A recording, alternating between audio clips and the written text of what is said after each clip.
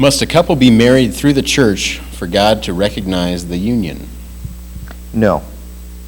There's nothing in the Bible that even says how a marriage has to be in the sense of a ceremony. If you were a single man and the woman who's your wife now wasn't married to you, and you two ended up on a deserted island somewhere, and you said, how about whether we get rescued or not, we become a couple and we start living together as a couple now. Would you marry me? And she says yes. In my opinion, it's done. A true commitment that's consummated in the name of God, to me, is done. Now, that's because you're on a deserted island.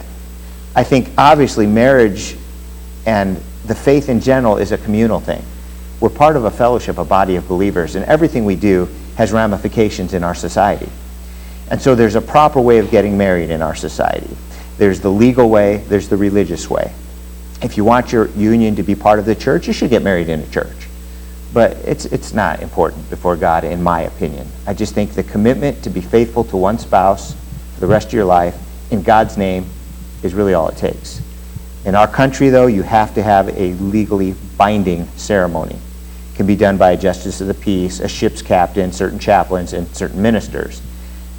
Paperwork has to be signed. Some states need blood tests and yada, yada, yada. In this state, all that is required is a document with two citizens who are adults signing it as witnesses, plus the bride and the groom signing it as witnesses, saying they pledged, their troth to one another.